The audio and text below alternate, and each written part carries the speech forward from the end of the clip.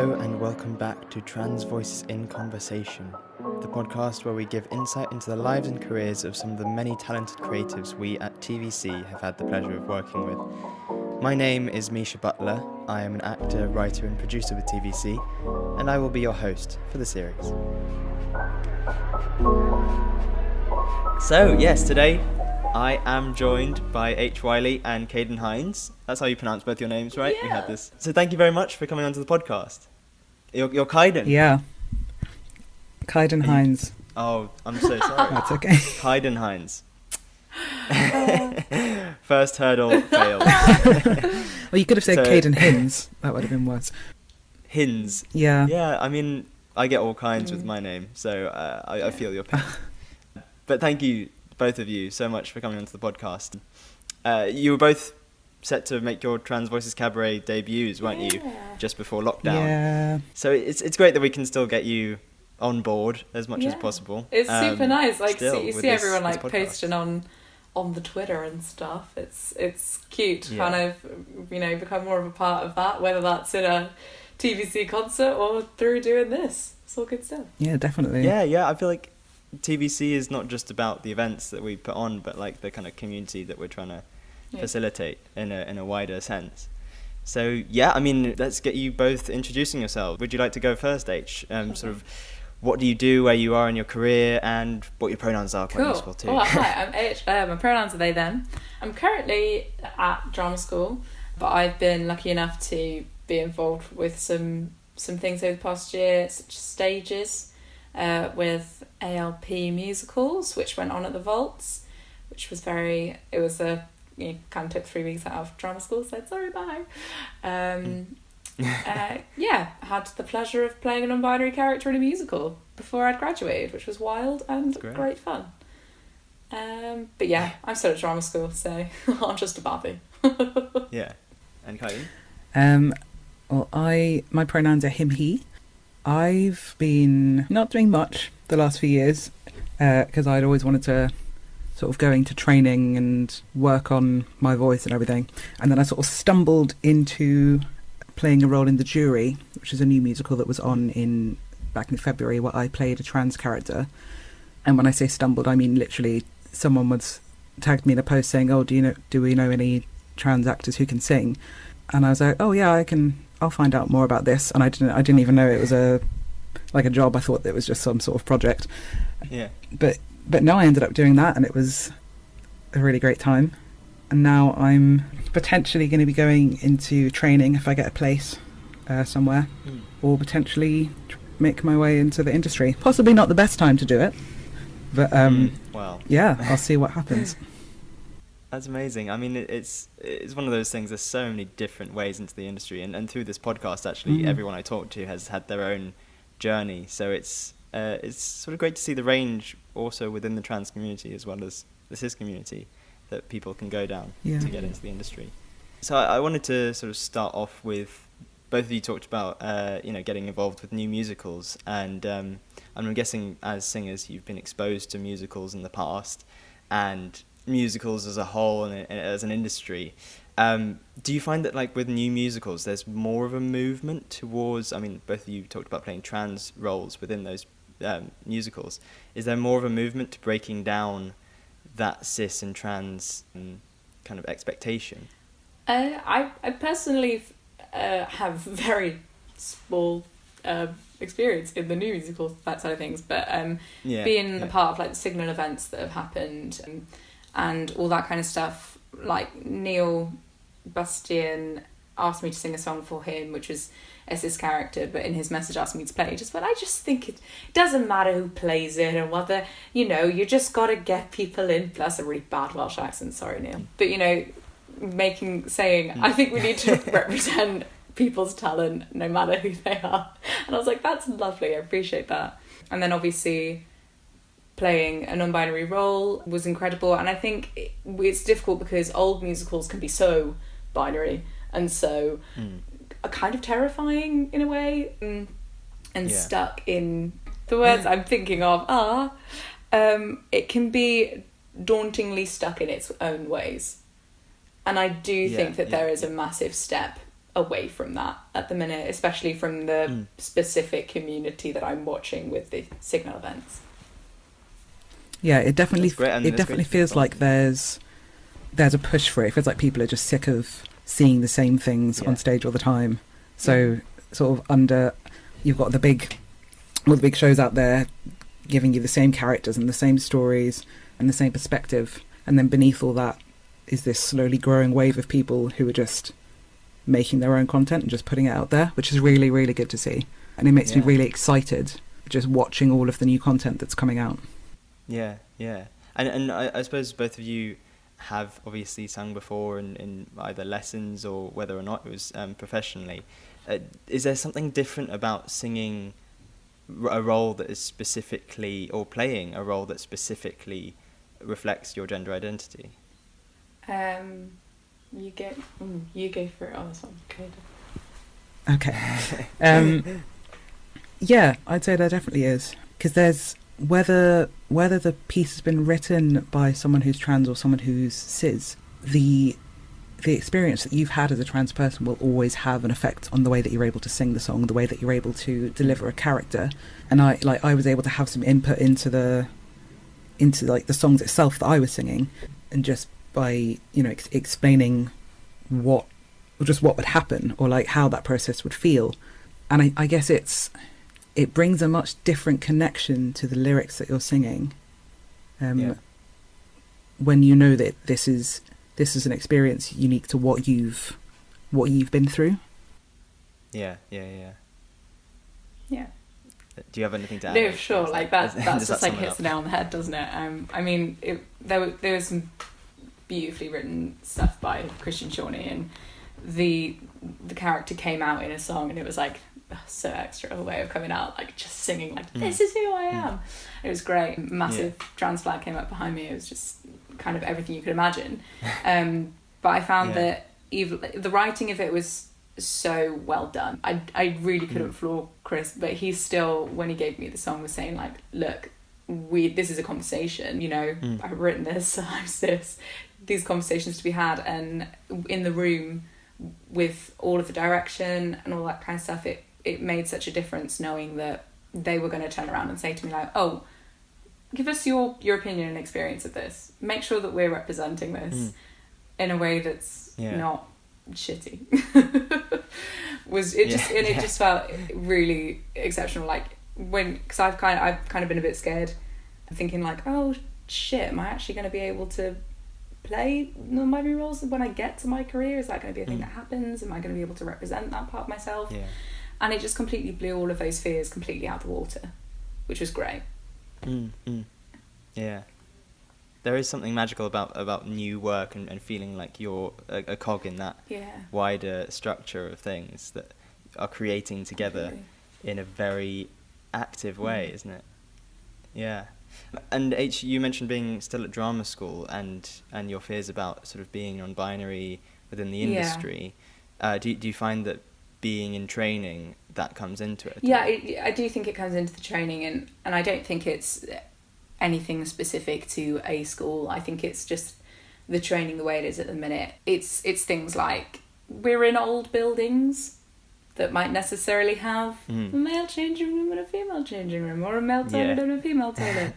Or we're studying plays. This is the one thing I feel happens across all drama schools, is just the study of cis white straight male playwrights that I'm bored. Let's get more, like give anything diverse. And I do think that's a broad spectrum. I've heard that from so many drama school students. But it comes down to things like, even if you're working in period costumes, and like we have dance classes where we're in character skirts or shirts, shoes, and it's just kind of creating the thought process and the change of maybe just creating more choice within what is binary. Like if you're doing a flamenco class or a partner dance class, or like an old fashioned style, like why are you making it so that men are dancing with women?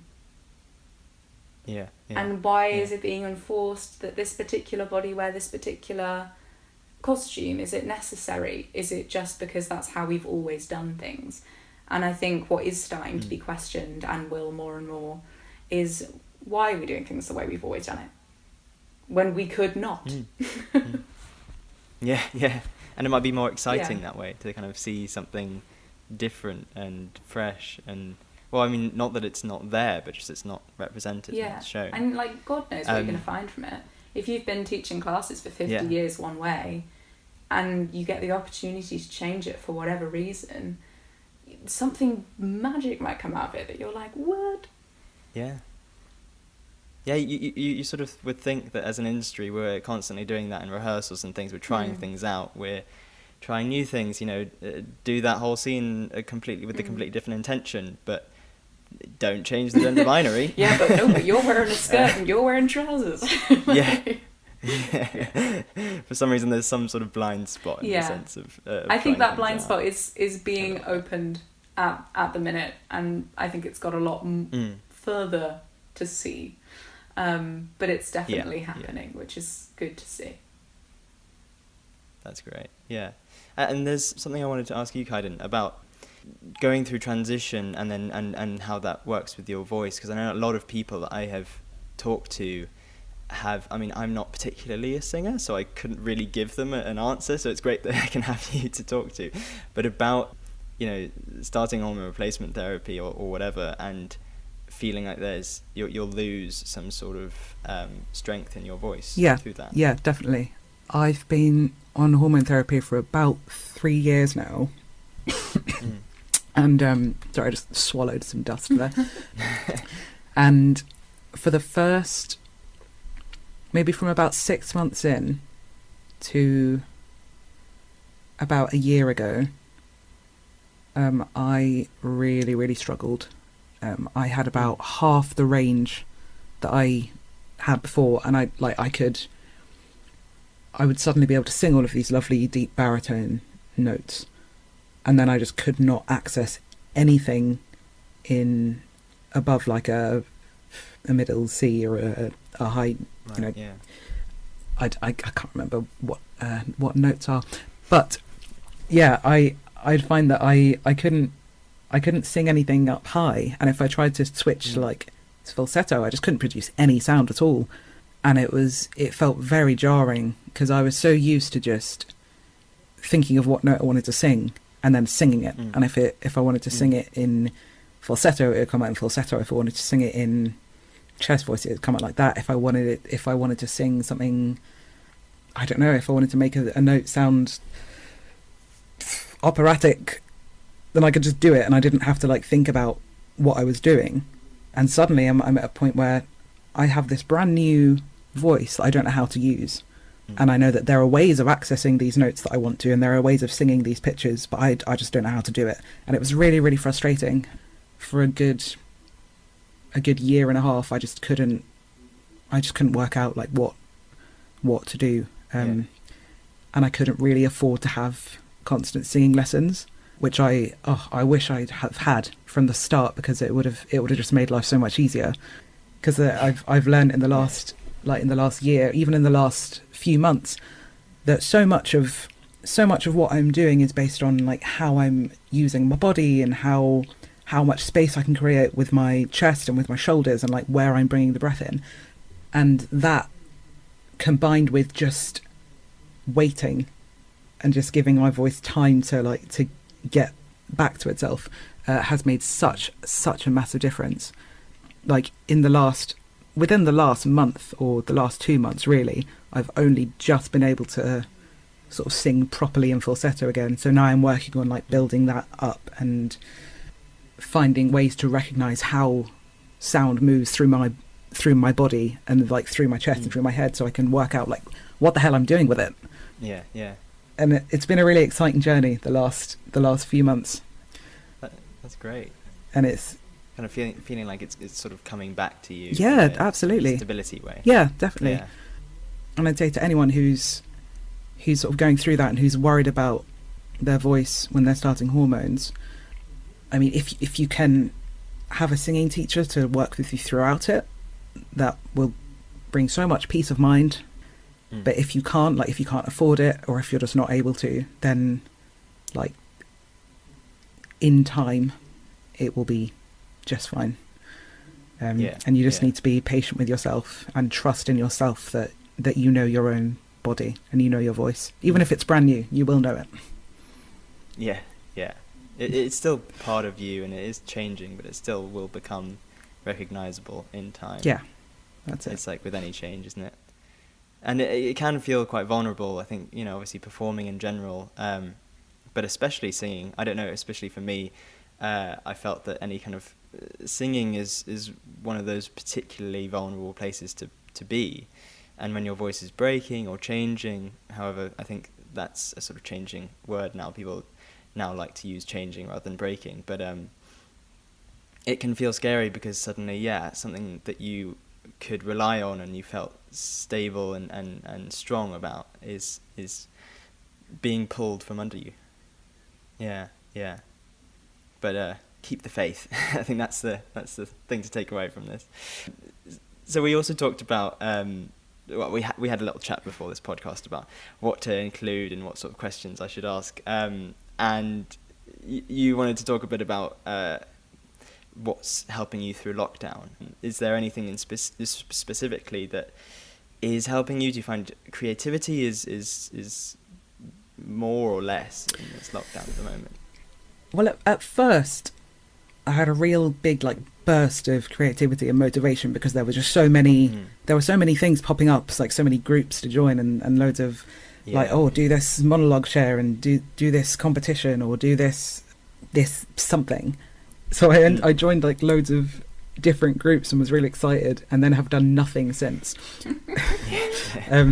I've just been looking at people updating in groups constantly, thinking, oh, that's really cool, I want to do that, and then just not doing it. That's so beautiful. Yeah. I also, I think within 5 days, I caved into making a sourdough starter. So I became that type of person. And I've mostly just been watching Community on Netflix. And Community. I've heard someone else recommend that to me. I haven't watched it yet. Oh, it's one of my favourite shows, and I was just starting to feel really overwhelmed by this whole situation, and then suddenly it came back to Netflix, and I was like, here we go. So I've spent a lot of time watching Community.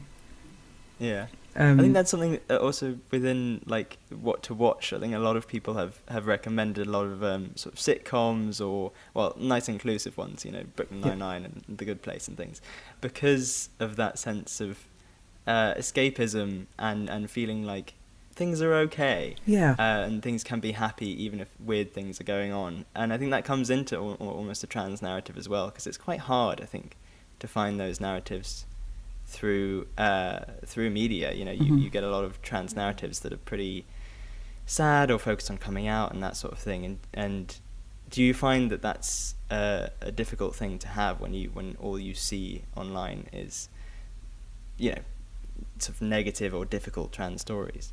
I feel like I definitely have thought about that a lot. Because I saw, I don't know how many months ago, but it was on Tumblr, because I still have a Tumblr. It was I posted it. It was all people in their 30s and 40s who were trans and non-binary, and they were all posting a photo of themselves, and being this is where I wanted to be in my life, this is where I'm in my life, things are going great, I'm fucking happy as shit. And it was, I just read it and I was crying as I was reading it. I was this is so nice. And it was since I read that, and I was there is such a negative kind of story that just lingers in this, we'll just say a really broad term and go society. Yeah. And it's just, I like that. I don't know whether it's because that's the drama, or whether it's because that's what is considered the more interesting. I don't know what it is, but I just think it's, there's so fucking words, sorry. The story after that is the story that I'm personally interested. I'm always cool, that shit happened, cool. What happened next? I want to know. Yeah. It'd be really cool if shit like that started appearing. It's again that change, isn't it? It's that kind of movement from, I suppose, it's almost like these stories with focus on coming out and trans trauma are directed not necessarily towards trans people, but towards cis people. It kind of feels like that's what's interesting for cis people to watch, but isn't, like, it's like when Friends finished and everyone was like, but we want to see how the kids grew up with Monica and Chandler. And now I'm like, I want to see how these people grew up. Post the kind of transition. I know that as a person who's reached that point in transition where I literally today was discharged from my gender clinic. Hey. Yeah. Thanks. But it is that sort of thing about, like, what now? I've spent most of my teenage years just sort of focusing on that, and then what comes next, all you see in media, maybe it's just I'm taking too much from media, but it's like, what comes next? I want to know that. I want to know what's next. Yeah. And Aitch, is there anything specific that's helping you through the lockdown or quarantine or whatever we use for it? Well, I mean, I've had the privilege, the pleasure of coming back to my parents' house, and they've got a garden and they live in Gloucestershire, so there's lots of fields and cows and stuff like that. Nice. And in true Gloucestershire fashion, I've just started planting vegetables and becoming a genuine farmer. That sounds ideal. So a lot of planting, a lot of taking care of the plant babies that are behind me. I feel like creativity is fun when it's there.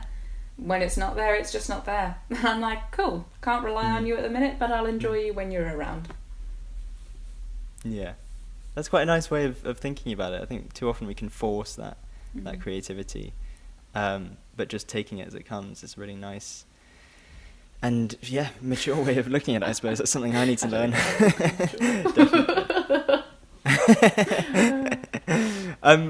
Well, I think this is a sort of a light bit of the podcast as well that I want to move on to that might help you through your quarantine, I don't know, or listeners as well if they want to get involved. It's the section of the podcast that I have neglected in a lot of episodes, but it is the quiz.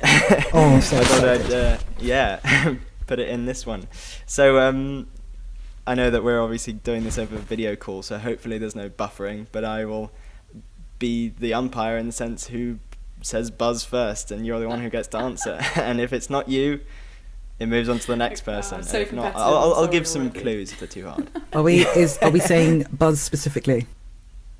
Well, if you want to come up with your own sounds, I don't mind that either.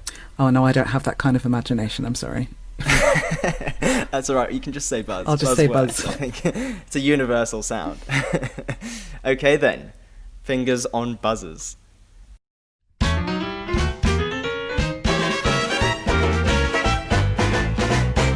We'll start off with an easy one. I love, you can't see this, but both of them just raised up their fingers in exactly the same way.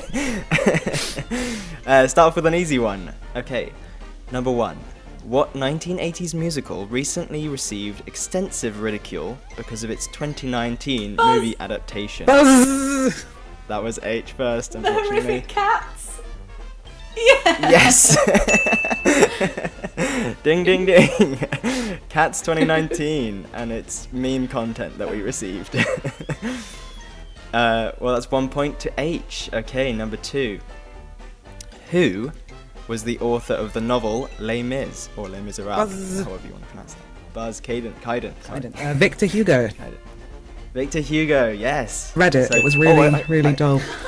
Really long, isn't it?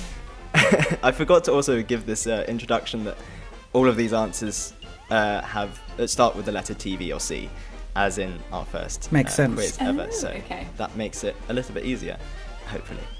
But yes, we've got 2 questions answered and 1 point each. Number 3. What is the name of the Queen of the Fairies in Shakespeare's A Midsummer Night's Dream? H. Titania.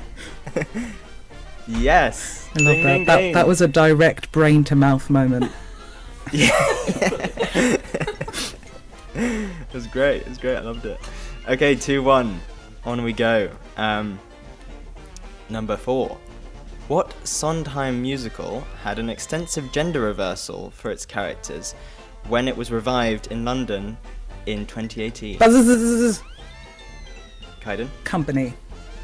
Yes. I think about it every day. Just to let you know, did you get to see it? Because I want to play fairly. I'm really not waiting till the question is finished if I'm taking answer. Oh, okay. I'll bear that in mind next Yeah, feel free time, to buzz before. Yeah. Yeah. Yeah, there's no... Yeah. No rules in that sense. Okay, so we're 2 each. Yeah. Is that what we're at? Yeah, Ooh. 2 each. This is the deciding question. Last question. What female French author was known for her relationships with many prominent women and wrote the novel Gigi in 1944? I can give a clue. Yeah, go on. There was a recent, I'm trying to remember the year, a recent movie starring Keira Knightley as this character. Neither of you? No, this one's Am I going to above have to me. come up with a new question? Oh god. I can't learn this on okay. Duolingo, so I don't know. I can give you the answer. The answer was Colette. Oh no. Ah. There was a Keira Knightley movie made, and there was a bit of controversy because I think Denise Gough played a trans man in that. Although I didn't actually see the movie, so I'm not sure. I'm not gonna, weigh in on that as a subject. I'm just stalling because I'm trying to think of a question off the top of my head. Go with a completely random Oh, one. God. Just like throw the boat out. Well, okay. When I think of completely random, I always go for classics. Do either of you know anything about classics or classical history? Just see what happens. Well, we'll see. We'll see what happens. Okay. This is I hope a slightly easy classics question. What was the name of the Roman goddess of love? She was also the name of one of the, I think, the closest planet to Earth. Oh, Zins is Venus? Yes, Aitch. Yeah. Yes, it's Venus, and Aitch wins. Very good.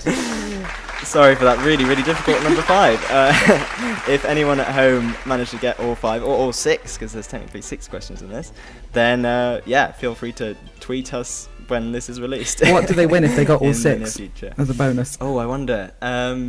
Some, very special footage of me and Harrison Knights sending them lots of love. I don't know. That sounds suspicious.